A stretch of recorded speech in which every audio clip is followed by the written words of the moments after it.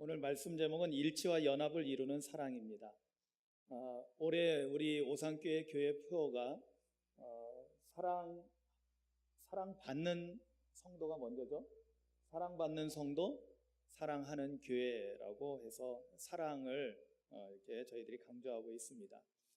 왜냐하면 오늘날 우리 시대가 지금 보면은 교회를 보건 세상은 물론이고 교회를 봐도 요즘 정말 사랑이 결여되어 있는, 사랑을 잃어버린 그런 시대를 살아가고 있는 것 같아서 더더욱 오늘날 우리 교회가 회복해야 될 것, 우리 그리스도인들이 회복해야 될 것이 진정한 사랑을 회복해야 되지 않는가라는 생각에서 사랑에 대해서 강조를 하고, 또 하나님은 사랑이시기 때문에 사랑이 없는 곳은 하나님이 안 계신 거잖아요.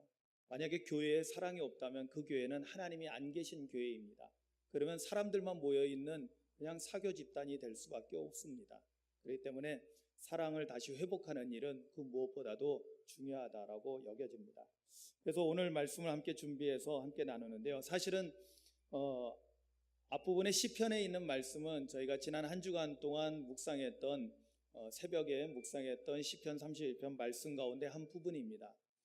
시편 31편 19절에 보면은 놀랍게도 하나님께서 다윗이 이렇게 고난 가운데 또 너무나 힘들고 어려운 고통 속에서 하나님 앞에 탄식하고 부르짖고 애통하고 있을 때, 이때 하나님께서는 다윗에게 무엇을 경험케 하셨냐면, 하나님께서는 다윗이 고난 속에 있을 때 가만히 계신 것이 아니라 다윗에게 베풀어 주실 은혜를 쌓아두고 계셨다라는 것입니다.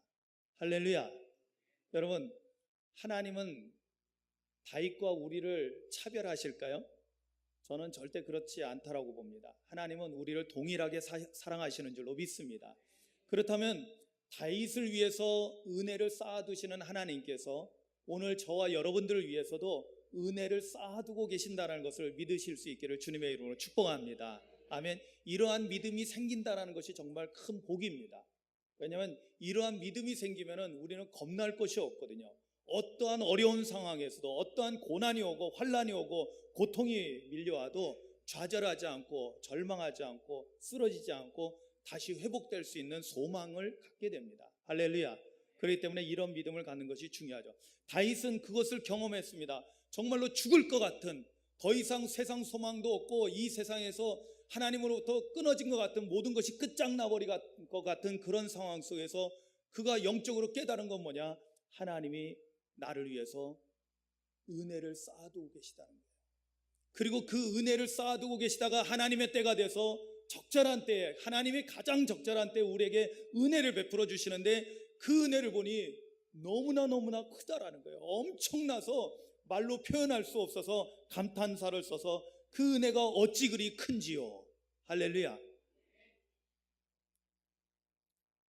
그럼 하나님의 은혜에 대해서는 우리가 아무리 강조해도 부족하죠. 우리 찬송가에도 보면은 찬송가 304장 그 찬송가에 보면은 그 크신 하나님의 사랑 어떻게 해요? 말로 다 형용할 수 없다. 얼마나 하나님의 사랑이 큰지요, 하나님의 은혜와 사랑이 큰지 말로 다 형용할 수 없다라고 표현합니다. 3절은 더 대단하죠. 하늘을 두루마리 삼고 바다를 먹물 삼아도 하나님의 그 사랑을 다 기록할 수가 없다라는 거예요. 그 하나님의 은혜와 사랑을 우리가 쌓아놓으려고 이 하늘을 준비해놨지만 거기에다가도 그 하늘도 채우기가 부족할 정도로 하나님의 은혜와 사랑은 크다라고 선포하며 찬양합니다. 하나님의 은혜를 입은 자들, 이 큰 은혜를 발견하고 또 그 은혜를 입고 그 은혜를 깨달은 사람들은 정상적으로 나타나는 반응이 있습니다. 여러분, 우리가 뜨거운 것을 이렇게 만지면은 나도 모르게 반응이 오잖아요. 아 뜨거워 하면서 아주 그냥 순식간에 손을 빼면서 뜨겁다고. 어떤 사람은 귀를 만지는 사람도 있더라고요. 귀를 만지면 좀 덜 뜨거워지나요? 네. 어떤 사람은 손을 막 흔들어댈 수도 있고요. 그런데 어떠한 일에 대해서 우리가 반응이 일어나는데, 하나님께서 우리에게 놀라운 그 은혜와 사랑을 베풀어 주셨을 때 우리에게 나타나는 반응이, 정상적인 반응이 오늘 다윗을 통해서 우리가 보게 되는 것은 두 가지 반응이 있다는 것을 알게 됩니다. 그 첫 번째는 뭐냐면 시편 31편 21절에 말하기를 여호와를 찬송하는 것입니다. 그래서 첫 번째 나타나는 반응, 하나님의 은혜를 깨달은 사람, 하나님의 은혜와 사랑을 입은 사람들은 즉각적으로 그 어떤 반응이 나오냐면 하나님을 찬양하게 된다는 거예요. 그래서 아까 불렀던 그런 찬송가 304장의 그런 찬양뿐만 아니라 우리가 또 잘 알고 있는 어메이징 그레이스 305장에 나오는 나 같은 죄인 살리신 그 은혜 놀라워. 할렐루야. 요즘 제 목 상태가 안 좋아서요, 고음만 올라가면은 목이 갈라집니다. 이해해 주시기 바랍니다. 그래서 예전에는 찬양할 때 너무나 기쁘고 즐거웠는데 요즘은 너무나 긴장돼요. 여러분 기도해 주시기 바랍니다. 치료가 빨리 돼야 되는데요. 그래도 요즘 제가 제 마음속에 마음껏 찬양하지 못하니까 더 갈급해지는 것 같아요. 하나님을 더 찬양하고 싶은데, 왜? 하나님의 은혜를 생각하면요, 저는 하나님을 찬양하지 않을 수가 없어요. 저는 다윗을 정말로 이해합니다. 왜냐하면 제 인생을 바꾸게 되는 놀라운 하나님의 은혜를 경험했을 때요, 그 이후로부터 저는 항상 제 입에서 할렐루야가 끊어지지 않습니다. 아마 저를 만나는 사람들마다 아마 기억할 겁니다. 저는 전화 받을 때도 할렐루야 그럽니다. 인사할 때도 할렐루야고, 만날 때도 할렐루야고, 헤어질 때도 할렐루야고요. 할렐루야로 시작해서 할렐루야로 끝납니다. 그런데 이것이 저는 시편의 정신에 입각해 있다고 봐요. 시편은 하나님을 찬양하는 시로 가득 찬데 시편 150편이 한마디로 딱 요약하면 뭔지 아세요? 처음 시작과 끝을 딱 요약하면 돼요. 복 있는 사람은 어디죠? 시편 1편 1절에 나오는 거죠. 시작하는 첫 단어입니다. 복 있는 사람은, 마지막에 끝이 뭐예요? 할렐루야. 그냥 그겁니다. 복 있는 사람은 할렐루야 인생을 산다라는 것입니다. 왜?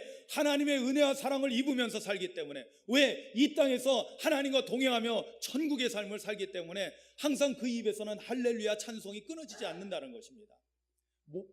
다윗이 그것을 보여주고 있는 것입니다. 자신이 하나님의 그 놀라운 사랑, 그 큰 사랑을, 그 은혜를 경험하고 난 다음에 그는 하나님을 찬송할 뿐만 아니라 다른 사람들에게도 하나님을 찬송할지어다라고 할렐루야 그 자체가 뭡니까? 여호와를 찬양하라, Praise the Lord 하는 거 아닙니까? 그래서 찬송을 권면하고 있는 것입니다.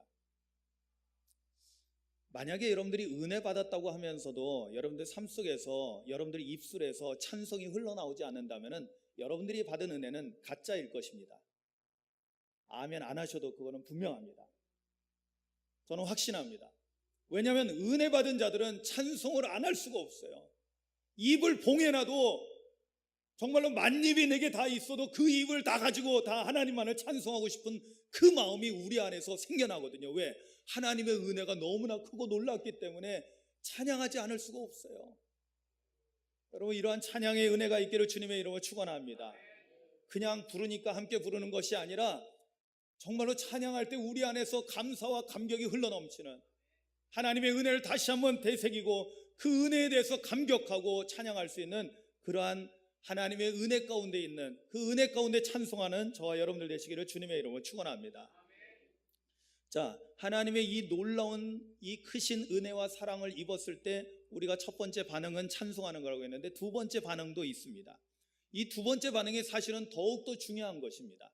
그 두 번째 반응은 23절에 다윗이 표현하고 있습니다. 그것은 뭐냐면 너희 모든 성도들아 여호와를 사랑하라. 아멘. 그렇습니다. 다윗은 하나님의 그 크신 은혜와 사랑을 입고 난 다음에 두 가지 반응을 나타내는데 첫 번째는 찬송을 하게 되고 두 번째는 하나님을 사랑하는 마음이 그 안에서 아주 불일 듯이 일어난 것입니다. 그래서 자신만 사랑하는 것이 아니라 모든 하나님의 거룩한 백성들은 하나님을 사랑해야 된다는 사실을 이제 명령하고 있고 권면하고 있는 것입니다. 오늘 사실은 우리가 함께 나누려고 하는 주제는 바로 이 두 번째 반응에 맞춰져 있습니다. 하나님의 은혜와 사랑을 입은 자들이 우리가 나타내는 반응은 찬송과 사랑이라고 했는데요. 여러분 오늘 이 말씀을 잘 볼 필요가 있습니다. 시편 31편 말씀에 오면은 사랑이라는 표현이 두 번 나타나거든요. 첫 번째 사랑이라는 표현은 21절에 여호와를 찬송할지어다, 거기에 그 후반절에 보면 견고한 성에서 그의 놀라운 사랑을 내게 보이셨음이로다 라는 말씀이 나옵니다. 하나님이 그의 견고한 성은 다윗이 고난 가운데 있을 때 피난처를 말합니다. 하나님의 보호하심 속에 있었던 곳을 말합니다. 그런데 그곳에서 다윗은 무엇을 경험하냐면 하나님의 놀라운 사랑을 보게 됩니다. 이것도 커졌다 작아졌다 합니다, 지금. 그러니까 제가 굉장히 긴장 가운데 있어요. 자, 그런데 여기 21절에 하나님의 놀라운 사랑을 보았다라고 다윗이 고백하고 있는데요, 이때 사랑은 23절에 성도들아 여호와를 사랑하라 할 때 그 사랑하고는 다른 단어입니다. 참 곤란할 때가 이런 거예요. 왜냐하면 번역이라는 게 참 이럴 때가 어려운 거예요. 왜냐하면 앞에서의 이 표현도 분명히 사랑이라고 번역할 수 있는 단어입니다. 그런데 뒤에 나오는 사랑하고는 분명히 차이가 있는 다른 것을 말하는 것입니다. 앞에서 나오는 그의 놀라운 사랑, 하나님의 놀라운 사랑을 내게 보이셨다라는 이 하나님의 사랑을 표현할 때 이 원어의 히브리어 원어는 뭐냐면 바로 헤세드라는 단어입니다. 새벽에 나와서 말씀을 들으신 분들은 기억하실 겁니다. 또 매일 보내드리는 매일 묵상 말씀을 통해서 그것을 읽어보신 분들은, 묵상하신 분들은 잘 알 것입니다. 이 헤세드는 구약 성경에 나오는 하나님의 정말로 중요한 성품과 행하심을 나타내는 가장 중요한 단어 중에 하나입니다. 헤세드. 만약에 신약 성경에 우리가 하나님의 은혜와 사랑을 입었다라고 표현한다면 그때 가장 많이 표현되는 은혜, 사랑, 이것을 다 포함하고 있는 내용이 바로 뭐냐면 바로 히브리어의 헤세드라는 것입니다. 헤세드라는 단어는 때로는 인애하심, 자비하심, 긍휼하심, 이런 식으로도 번역이 될 수 있습니다. 그런데 오늘 여기서는 사랑으로 번역됐어요. 그런데 사랑으로만은 조금 부족해요. 왜냐하면 그 사랑은 은혜도 포함되어 있는 사랑이거든요. 그래서 어느 영어 성경에는 정말로 잘 번역되어 있더라고요. 다른 거는 다 제가 한 10가지 정도 번역판을 성경을 봤는데 대부분 영어 성경들이 러브로, 또 우리말로 된 성경도 사랑으로 번역을 해놨어요. 다른 어떤 영어 성경에는 카인드라는 친절함이라고 이렇게 번역을 해놨는데 사실은 불완전합니다. 근데 제일 가장 완전한 제가 번역판을 봤는데 거기에서는 뭐라고 번역되어 있냐면 gracious love라고 되어 있어요. 즉 은혜로운 사랑. 그렇습니다. 어쩌면 그게 가장 정확한 것 같아요. 왜냐하면 이 헤세드라는 이 단어는 은혜만을 얘기하는 것도 아니고 사랑만을 얘기하는 것도 아니고 은혜와 사랑을 다 포괄하고 있는, 그래서 은혜와 사랑을 함께 표현할 수 있는 것이 헤세드라는 것입니다. 그렇다면 다윗이 무엇을 보았다는 거예요? 바로 하나님의 은혜와 사랑을 보았고 경험했다라는 것입니다. 할렐루야. 그리고 거기에 대한 반응으로 찬송이 나오고 그리고 사랑이 나오는데 이 23절에서 나오는 사랑도 그러면 헤세드가 아니겠죠? 뭘까요? 바로 이게 가장 우리 성경 전체에서 가장 중요한 흐름을 가지고 있는 사랑이라는 단어를 가지고 있는데 히브리어로 아하브라는 단어를 쓰고 있습니다. 아하브 사랑. 저는 이것을 이제 아하브 사랑이라고 표현할 겁니다. 왜냐하면 오늘 주제가 뭐예요? 오늘 제목이 뭡니까? 일치와 연합을 이루는 사랑이라고 했잖아요. 바로 아하브 사랑이 바로 그런 의미를 가지고 있기 때문입니다. 여러분, 우리가 이 히브리어 아하브를 알기 위해서는 좀 참고적으로 우리가 잘 알고 있는 신약 성경에 나와 있는 헬라어에서 사랑이라는 단어들을 좀 생각해 볼 필요가 있습니다. 여러분, 신약 성경에서는 사랑을 뭐라고 가장 많이 표현하고 있습니까? 하나님의 사랑을 특히 표현할 때 뭐라고 하죠? 무슨 사랑? 아가페 사랑이라고 표현합니다. 그런데 헬라어는 참 재밌어요. 왜 재밌냐면은 헬라어는 그 이후에 서구 사회의 어떤 정신세계를 지배하는 중요한 언어가 되거든요. 그래서 사실은 서구 사회가 이렇게 과학 문명이 먼저 발달하게 되고 전 세계를 지배하는 그러한 제국주의가 일어나게 되고 그런 원동력이 됐던 것이 사실은 뭐냐면 헬라어라는 아주 중요한 언어 체계가 있었던 것입니다. 근데 왜 그러냐? 이 헬라어는요, 이 언어 자체가 굉장히 분석적이고, 그래서 하나하나 쪼개고 나누는 것을 참 잘합니다.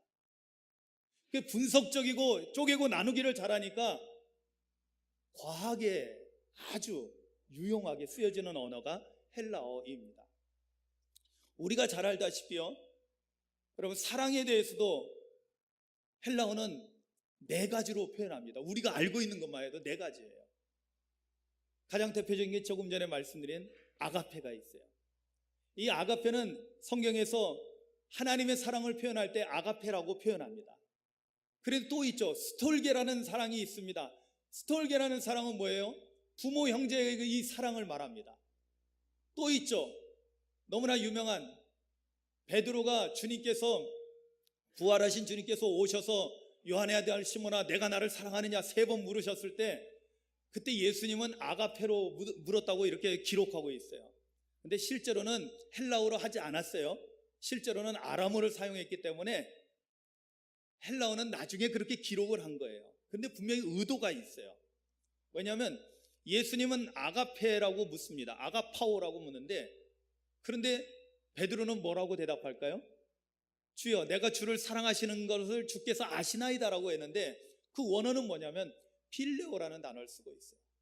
그럼 벌써 이것까지 3가지입니다. 아가페, 스톨게, 필레오. 필레오는 뭐냐면 친구들 간의 사랑을 말해요. 우정 같은 거죠. 그런데 또 하나의 사랑이 있죠. 성경에는 나오지 않지만은 일반 사람들에게 너무나 잘 알려져 있는 사랑이 있어요. 어쩌면은 헬레니즘 문명에서는 이 사랑을 더욱더 중요하게 여깁니다. 아가페라는 사랑은 사실은 성경에서 사용하는 거고, 일반인들 헬레니즘 문명을 가지고 있는 헬라어를 사용하는 사람들은 가장 사랑에 대해서 가장 강력하게 여기는 사랑이 있는데, 그것은 뭐냐면 여러분들도 많이 들어본 에로스라는 단어입니다. 에로스는 흔히 남녀 간의 사랑을 표현할 때 씁니다. 관능적이고 성적인 사랑을 에로스라고 표현합니다.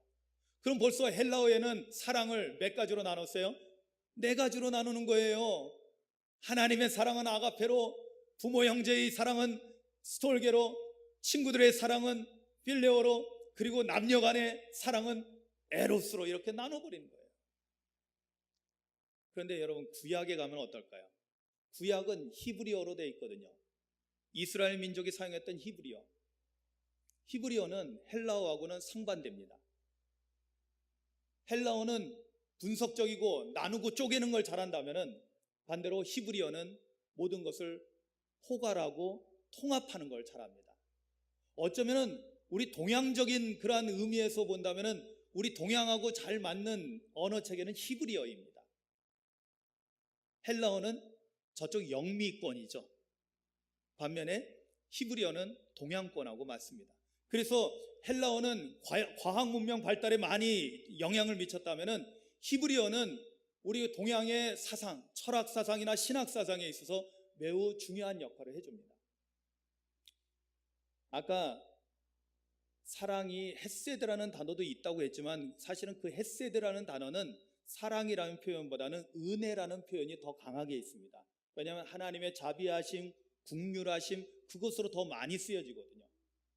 하나님께서 우리에게 은혜를 베푸셨다라고 했을 때 헤세드라고 하면은 거의 맞습니다.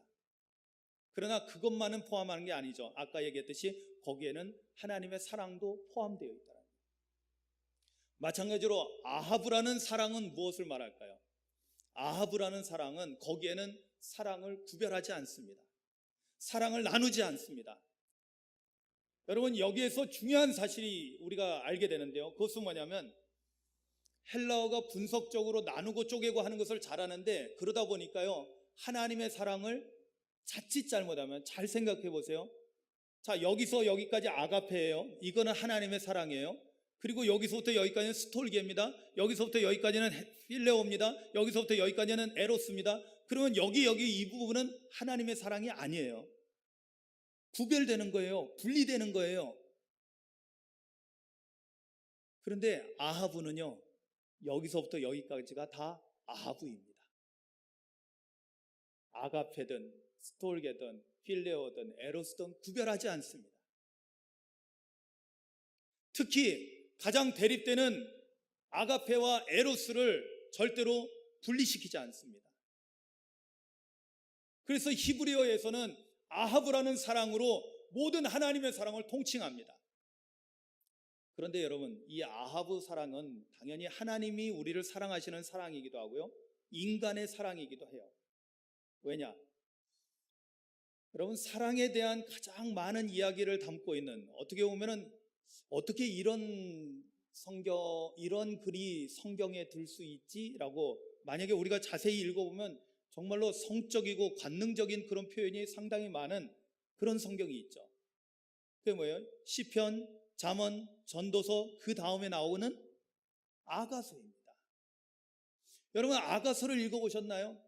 여러분, 아가서는 목사님들이 잘 설교하지 않는 그런 성경 중에 하나입니다. 저도 몇 번 설교 안 해봤어요. 물론 저는 아가서를 다 강의를 한 적이 있기 때문에 아가서를 설교를 해봤어요. 근데 여러분 아시나요? 초대교회 이후로 쭉 지내면서 수많은 영성가들 가운데 하나님과 깊은 사랑에 빠졌던 분들이, 대표적인 우리의 신앙의 선배들이 제일 좋아하고 사랑했던 성경이 있다면 그 성경이 어떤 성경일까요? 바로 아가서입니다. 저도 제가 영성을 박사과정에서 공부하면서 그 사실을 알고 나서 저도 굉장히 그 부분에 대해서 관심을 갖게 됐어요. 그래서 그 부분에 대해서 연구를 했습니다. 놀라운 거예요. 분명히 아가서를 읽어보면 거기는 관능적인 표현도 많이 나옵니다. 제가 한번 몇 군데를 그냥 써와 봤어요. 아가서 4장 11절 12절에는 내 신부여, 내 입술에서는 꿀방울이 떨어지고 내 혓 밑에는 꿀과 젖이 있고 내 의복의 향기는 레바논의 향기 같구나. 내 누이, 내 신부는 잠근 동산이요 덮은 우물이요 봉한 샘이로다. 여러분, 이거 굉장히 시적으로 표현되어 있지만 뭘 의미하는 줄 아세요? 남녀가 키스하는 거를 이야기하고 있고요, 그리고 여자의 벌거벗은 모습 가운데 가장 은밀한 부분들을 표현하고 있는 것입니다. 그거를 시적으로 표현한 거예요. 그리고 아가서 2장 16절에 가서는 이렇게 표현합니다. 내 사랑하는 자는 내게 속하였고 나는 그에게 속하였도다. 내 사랑하는 자는 내게 속했고 나는 그에게 속했다라는 거예요. 이것이 뭘 의미할까요? 아가서 7장 10절 11절 이하에는 더 자세하게 나옵니다. 나는 내 사랑하는 자에게 속하였도다. 그가 나를 사모하는도다. 내 사랑하는 자야, 우리가 함께 들러가서 동네에서 유숙하자. 12절로 가서 거기에서 내가 내 사랑을 내게 주리라. 13절에 뭐라고 되어 있는지 아세요? 합한 채가 향기를 뿜어내고. 여러분, 합한 채가 뭔지 아세요? 남녀가 성관계를 맺게 될 때 잘 기분 좋게 성관계를 맺게 해주는 좋은 그런 음식입니다. 그걸 마시면은 아주 기분이 좋아져가지고 아주 남녀 간의 사랑을 진하게 나눌 수 있다는 거예요. 여기 동네에 가서 유숙하자는 거예요. 내가 내 사랑을 너에게 주겠다라는 거예요. 이거 관념, 생각으로 주는 게 아니라 온몸을 주겠다는 것을 의미합니다. 남녀 간의 성관계를 의미하는 거예요. 여러분, 이런 이야기가 성경에 있어요. 어떻게 이렇게 있을 수 있을까요? 만약에 헬라어로 번역을 한다면, 헬라어로 본다면 여기에서 나타나는 사랑은 아가페일까요? 에로스일까요? 아가서에서 나타나는 사랑은 에로스적입니다. 관능적이고 남녀 간의 사랑을 노래하고 있습니다. 그런데 성경에서는, 구약 성경에서는, 히브리어에서는 아하브라고 다 말합니다. 하나님의 모든 그 크신 사랑을 아하브라고 표현하고요, 그리고 여기서 남녀 간의 관능적인 그런 사랑의 표현도 아하브라고 표현하고 있어요. 그렇다면 아하브라는 이 사랑은 절대로 분리되고 나누고 쪼개고 하는 것이 아니라, 대립되는 어떤 것이 아니라, 만약에 분리시켜서 이것은 고귀한 사랑이고 저것은 저급한 사랑이다 이렇게 차별하는 것이 아니라는 것입니다. 아하브 사랑은 모든 것을 하나 되는, 모든 것을 연합하고 끌어안는 사랑인 것입니다. 그런데 이 사랑이 왜 오늘 우리에게 중요하냐면, 여러분 보십시오. 예수님, 우리가 두 번째 읽은 성경 본문이 요한복음 17장에 길게 나오는 예수님의 중보기도 내용입니다. 저는 이 예수님의 중보기도가 정말 중요하다고 생각합니다. 왜냐하면 주님이 원하시는 것이 무언가를 그 중보기도 안에 다 담겨져 있거든요. 주님이 정말 원하시는 거, 우리 주님이 원하시는 걸 우리가 해드려야 되잖아요. 아멘이죠. 여러분, 우리가 주님이라고 믿고 따른다면 주님이 원하시는 걸 해야 되잖아요. 그럼 주님이 원하시는 게 뭐냐? 바로 예수님의 중보기도 가운데 간절한 예수님의 마음이 그 중보기도 속에 담겨져 있다는 것입니다. 근데 그 중보기도 속에서 나오는 가장 중요한 핵심적인, 제가 일부분만을 제가 잘라서 제가 말씀드리는데요, 거기 일부분만 잘라도 말씀드려도요, 여기 한번 제가 읽어드릴 테니까 한번 어떤 표현들이 계속 반복되고 있는가를 한번 들어보십시오. 다 읽을 수 없으니까 21절에 이런 표현이 나옵니다. 아버지께서 내 안에, 내가 아버지 안에 있는 것 같이. 23절에 내가 그들 안에 있고 아버지께서 내 안에 계시어.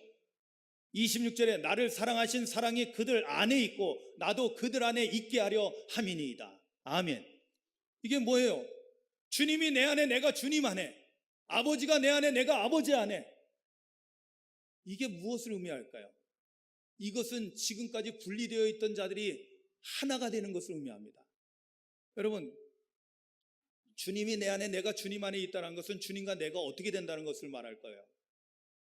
지금까지는 따로따로 떨어져 있었지만 지금은 주님이 내 안에 들어오고 내가 주님 안에 들어간다는 것은 서로 합쳐져서 일치가 되고 연합하는 것을 의미하는 것입니다. 이미 예수님은 하나님 아버지와 이 관계를 이루었다는 거예요. 이미 아버지가 내 안에, 내가 아버지 안에 들어와 계시다는 거예요. 하나가 되어 있다는 것입니다. 그래서 주님은 간절히 원합니다. 이들은 누구예요? 주님을 따르는 제자들을 말하죠. 이들도 다 하나가 되어서, 그래서 아버지 안에, 우리 안에 있게 해달라는 거예요.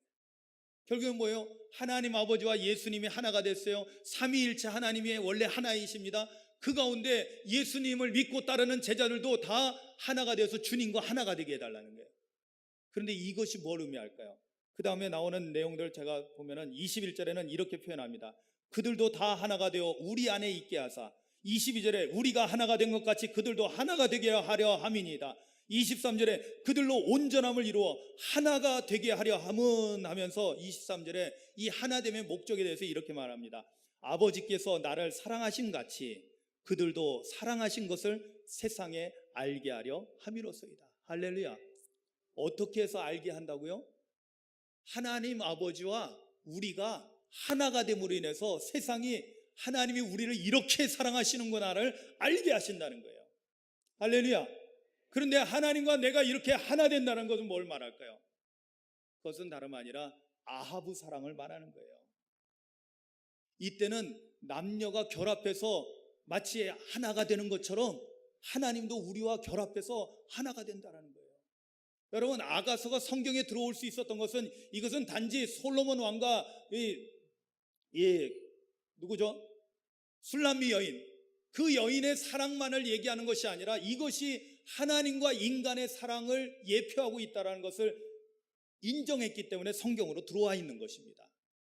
그렇다면 성경이 뭘 우리에게 알려주고 있습니까? 우리가 너무나 이 신약 성경에 있는 헬라적인 그러한 사고방식을 가지고 언어를 보니까 아가페라고 하나님의 사랑을 딱 단정짓고는, 그러고 나니까 에로스는 그 사랑에서 빠져버리는 거예요. 그러다 보니까 오늘날 우리가 하나님과 하나가 되고 예수님과 하나가 되고, 이것이 예수님의 소원이었는데, 이것이 예수님의 중보기도의 핵심인데 이것을 잃어버린 거예요. 그리고 오늘날 어떤 일이 일어납니까? 우리가 십자가 지고 희생하는 거는 잘합니다. 그런데 희생하고 열심히 주를 위해서 일한다고 하는 사람들이요, 교회 안에서 엄청난 분열과 다툼을 일으키고 있는 그런 문제점을 드러내고 있습니다. 오늘날 한국교회의 현실을 보십시오. 얼마나 많은 다툼과 싸움이 일어나고 있습니까? 얼마나 많은 분열이 있습니까? 얼마 전에 믿지 않은 어떤 친구가 이런 얘기 하더라고요. 장로교는 상당히 많더라고요. 감리교는 왜 별로 없어요? 제가 감리교 목사니까 왜 감리교는 왜 별로 없어요? 장로교는 상당히 많더라고요. 그래서 제가 얘기했죠. 장로교는 다 똑같은 예수교 장로교라고 돼 있는데 좀 파가 좀 다르다고. 파가 많아요. 그래요. 파가 많다고. 쪽파도 있고 대파도 있고 양파도 있고 되게 많다고. 여러분, 그 교회 편람이라고 해가지고 이 교단별 이렇게 나오는, 옛날에 저도 이제 옛날에 한번 본 적이 있었는데 굉장히 두꺼운 책이 있어요. 참 부끄럽기 짝이 없어요. 왜냐하면 교단이 왜 이렇게 많은지, 정말 교단이 너무나 많아요. 이름은 똑같이 해놓고 그 다음에 나오는, 우리가 대표적으로 알고 있는 뭐 합동측, 통합측, 그 다음에 이제 고신개혁 뭐 해가지고 뭐 쭉쭉쭉 나오는데 그 뒤에 붙는 게 100가지가 넘습니다. 너무나. 그건 뭐 오래전 이야기고, 오늘날에는 같은 교회 안에서도, 그런데 교회 안에서도 목사님하고 장로님들하고 또 성도들하고 서로 싸우는 이야기들이 너무나 많이 빈번하게 들려옵니다. 교단은 교단적으로 싸우고요, 교회는 교회적으로 싸우고. 도대체 무엇이 어디서부터 잘못되고 있을까요? 여러분, 오늘날 교회가 해야 될 일은 사실은 이 어두운 세상에서 헤매고 있는 영혼들을 빛 가운데로 인도하고 올바른 길로, 진리의 길로, 생명의 길로 인도해야 되는데, 오히려 지금 현재 한국교회는 교회 자체가 혼란 속에 빠져서 헤매고 있다는 것입니다. 무엇이 문제일까요? 분명히 그들도 말합니다. 하나님은 사랑이시라고. 예수님이 우리에게 주신 세 계명은 서로 사랑하라는 거 너무나 잘 알고 있습니다. 고린도전서 13장, 그런즉 믿음과 소망과 사랑은 늘 있을 것인데 그 중에 제일은 사랑이라는 사실을 너무나 잘 알고 있습니다. 그런데 한 가지 우리가 언어 체계에서 문제가 생겼어요. 그건 뭐냐면, 우리가 사랑하는 것은 아가페만 사랑이라고 생각했던 거예요. 주님을 위해서 희생하고 헌신만 하면 된다고 생각했어요. 그리고 오늘날 한국교회는 얼마나 많은 희생과 헌신을 요구합니까? 목사님 당연히 희생하고 헌신하는 건 당연하게 여깁니다. 장로님들 희생하고 헌신하는 건 당연하게 여깁니다. 그런데 과연 그럴까요? 그것만이 사랑일까요? 그렇게 해야만이 사랑하는 걸까요? 마치 우리가 희생하고 헌신하지 않으면 저거는 하나님을 사랑하지 않나 봐 라고 함부로 단정을 짓습니다. 거기에서 우리는 숨막히는 거예요.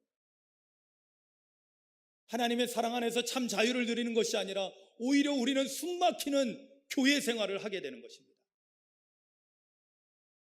그러다 보니까 다들 어떻게 돼요? 짜증이 그 안에 일어나고요, 그 안에 나도 모르는 화가 있고, 그러니까 작은 것 하나도 넘어가지 못하고 서로 다투고 싸우게 되는 것입니다. 여유가 없는 거죠. 오늘 이러한 시대에 저는 아하브 사랑을 회복해야 된다고 믿습니다.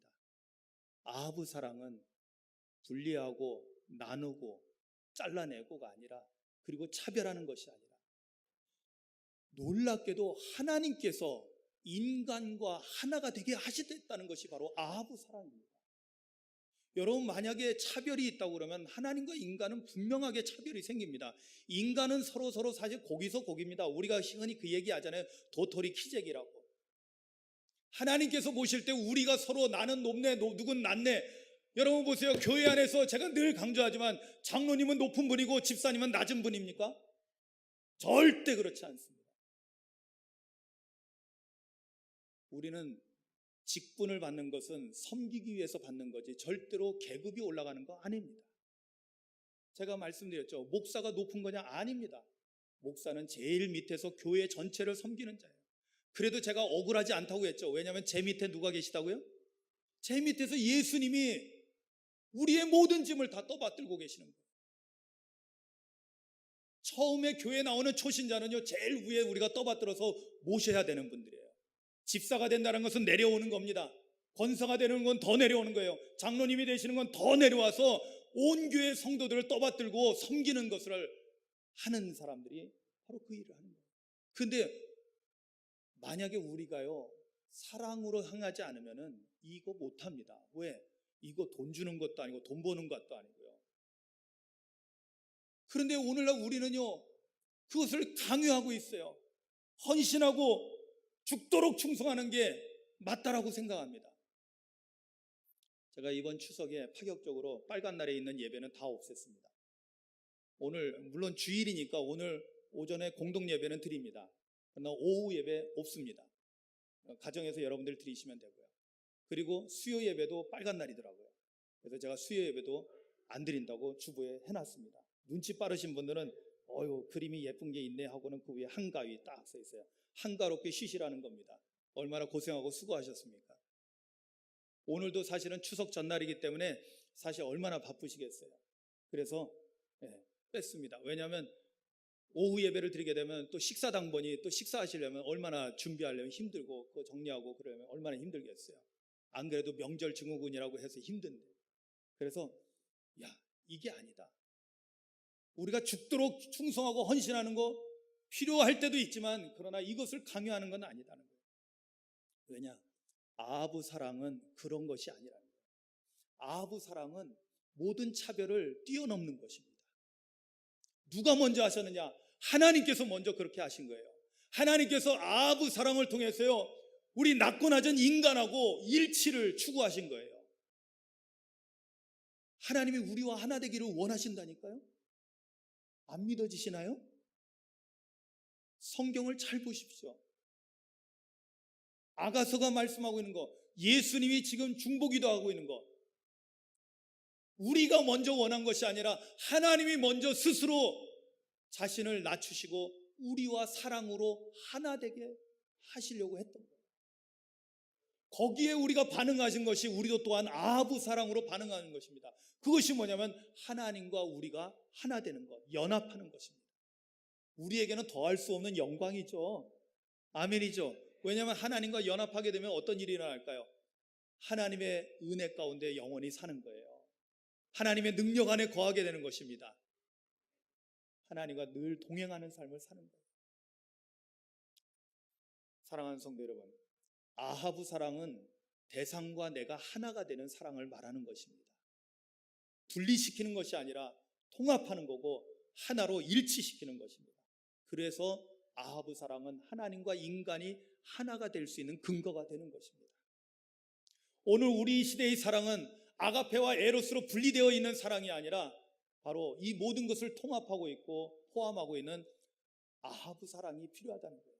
그러면은 너와 내가 하나가 되는 거예요.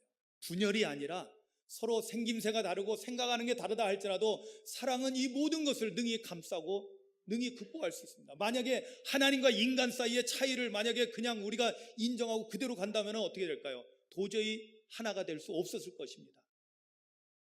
그런데 하나님은 기꺼이 우리와 하나 되기를 원하셨거든요. 아멘. 그리고 우리가 그 아하브 사랑을 입게 되면은 그 사랑을 가지고 하나님과 하나 되는 길을 걸어갈 수 있습니다. 하물며 우리들 사이에서 우리 인간들이 서로 주의 백성들이 함께 사랑하는 것을 통해서 우리가 왜 하나가 되지 못하겠습니까? 왜 우리가 연합하지 못하겠습니까? 지금까지 한국교회가 분열을 일삼아왔다면 이제는 우리가 다시 아하브 사랑을 통해서 서로 일치와 연합을 이루어 나가야 될 줄로 믿습니다. 오늘 우리 시대에 필요한 사랑이 바로 이 사랑인 것입니다. 오늘 우리 교회 안에 또 저와 여러분들의 심령 안에 이런 아하브 사랑이 충만하기를 원합니다. 여러분, 이 아하브 사랑은 절대로 남녀 간의 차별을 두지 않습니다. 여자들이 뭐 하고 있어? 라고 절대로 말하지 않습니다. 여자니까 당연히 빨래하고 요리하고 그러는 것이 아닙니다. 사랑하는 마음이 있어요. 남자들도 기꺼이 소매를 걷어붙이고 명절날 같이 요리도 돕고 그리고 설거지도 할 수 있고 다 참여할 수 있습니다. 여성들이 한 말해도 확실히 아멘을 더 잘하시네요.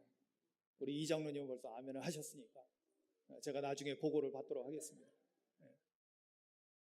그렇습니다. 남녀 간의 차별, 힘 있는 자와 없는 자의 차별, 가진 자와 못 가진 자의 차별, 이것은 세상적인 이야기지 아하브 사랑 안에서는 절대로 이런 차별이 용납되지 않습니다. 하나님과 인간이 차별 없이 하나가 되는데 하물며 우리 사이에 차별이 있다면 하나님께서 어떻게 하시겠습니까? 얼마나 진노하시겠습니까? 사랑하는 성도 여러분, 오늘날 교회를 회복시키고 이 나라 이민족을 평화와 통일로 화합으로 이끌어갈 수 있는 길이 오늘날 교회 안에서 아하브 사랑을 회복하는 것입니다. 분리하고 차별시키는 것이 아니라 나누는 것이 아니라 서로 주의 사랑으로 끌어안고 일치가 되어지고 화합하고 연합하는 것, 하나님과 연합을 통해서 서로 연합하는 것, 이것이 진정 우리에게 필요한 사랑이라는 것을 깨닫고 이 사랑 안에 거하시기를 주님의 이름으로 축원합니다. 아멘.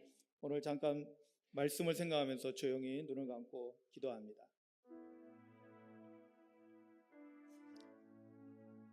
언어가 사고를 지배한다라는 표현도 있는데요. 우리가 가지고 있는 언어의 잘못으로 인해서 자칫 잘못하면 하나님의 사랑을 우리가 국한시키고 제한시키는 그런 우를 범할 수가 있습니다. 그런데 히브리어 아하브라는 사랑은 바로 이 모든 제한을 뛰어넘습니다. 모든 것을 통합하고 모든 것을 포함합니다. 하나님의 사랑이 얼마나 크고 놀라운지요. 그 사랑 안에 우리도 주님과 하나 될 수 있게 되고 그 사랑으로 말미암아 나 같은 죄인도 용서함 받고 하나님과 하나 되고 일치되고 연합하는 놀라운 은혜를 잊게 됩니다. 그 아하브 사랑을 통해서 오늘날 깨어졌던 교회가, 오늘날 깨어졌던 관계가 회복될 수 있기를 소망합니다. 우리 안에 아하브 사랑이 넘쳐나기를 소망하며 기도하십시오. 우리 교회 안에 이 아하브 사랑이 회복되기를 소망하십시오. 아가페 에로스 분리시키는 것이 아니라 우리 안에 이것이 하나가 되어져서 진정 사랑으로 하나 되기를 소망하고 결합하기를 소망하는 그런 마음을 가지십시오.